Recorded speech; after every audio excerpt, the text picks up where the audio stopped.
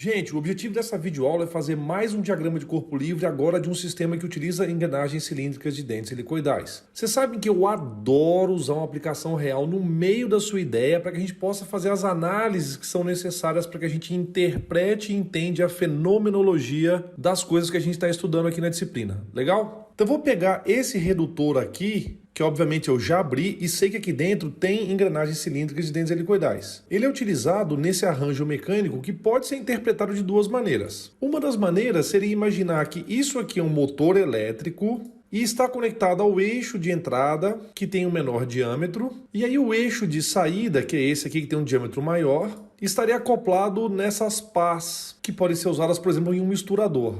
Veja a utilidade desse arranjo. A gente sabe que podemos modificar, através de engrenamentos, a alta rotação e o baixo torque que nós teríamos ao utilizar um motor elétrico. Quando eu falo alta rotação e baixo torque, é se comparado com a baixa rotação e o alto torque no eixo de saída. Imagine que aqui na saída a gente tem um fluido muito viscoso. Então, esse sistema ajudaria a termos torque suficiente para fazer a mistura dentro do reservatório. Agora, você também pode interpretar esse sistema de uma outra maneira. Essa outra maneira seria imaginar que esse dispositivo aqui, ele capta água de uma cachoeira ou de um rio. Então nós teríamos aqui o eixo de entrada. E aí, através das reduções que nós temos aqui dentro, nós teríamos um eixo de saída com uma rotação muito maior do que a rotação de entrada e, obviamente, um torque mais baixo.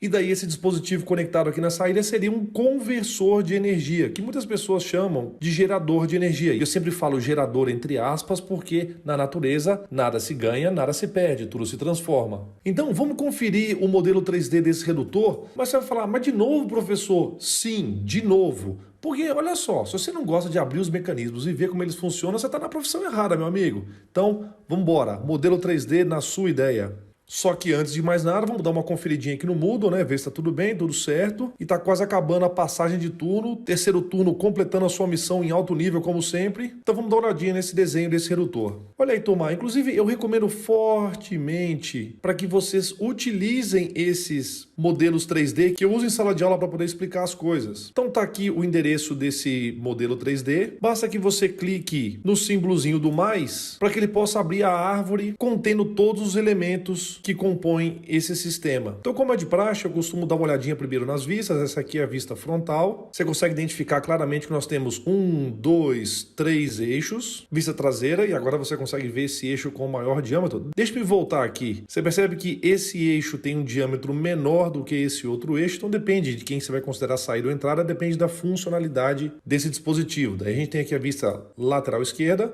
vista lateral direita, vista de topo, a vista inferior e aí finalmente a vista isométrica.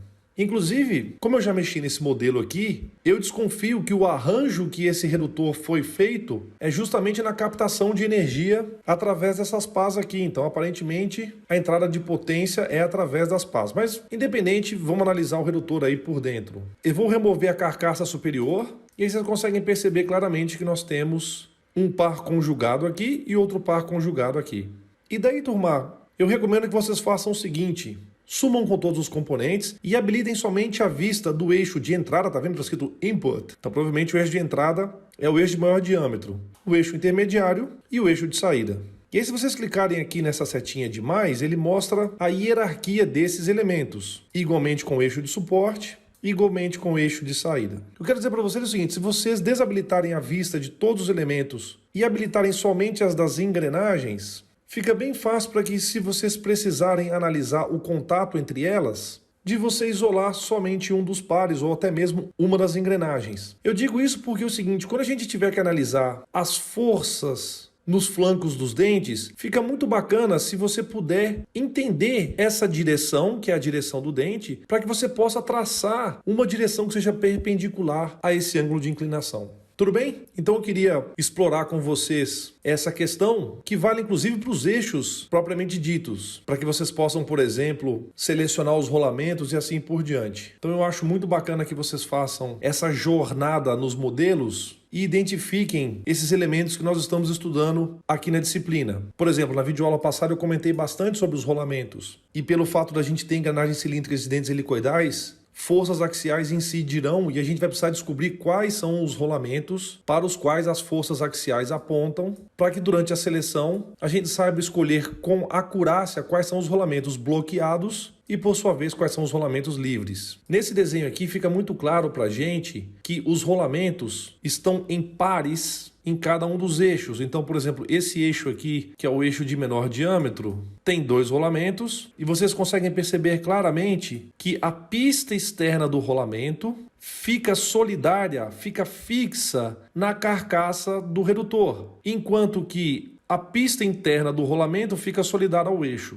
Legal, né? Você deve ter percebido, eu sou bastante suspeito, que eu gosto muito de rolamentos, acho que são elementos de máquinas fundamentais, eles aparecem em absolutamente todos os dispositivos mecânicos que têm eixos rotativos. Mas o foco da nossa videoaula é exatamente fazer o diagrama de corpo livre de cada uma dessas engrenagens cilíndricas de dentes helicoidais. Então, vamos voltar para o modelo e eu vou me ater somente no sistema de transmissão de potência, lançando mão somente das engrenagens e dos eixos. Vamos lá? Então eu vou analisar o fluxo de potência considerando que o eixo de maior diâmetro é o eixo motriz, porque as pás estão conectadas, por exemplo, em um rio. Nesse caso, aconteceria o seguinte: nós teríamos a captação de energia feita através das pás, então na hora que a potência passasse por elas, eu deveria descontar o rendimento das pás. Daí o eixo das pás estaria conectado com esse acoplamento, então eu deveria descontar o rendimento do acoplamento. Quando entrou no eixo, como esse eixo está biapoiado em rolamentos, então eu deveria descontar o rendimento do rolamento. Daí a potência fluiria até o centro desta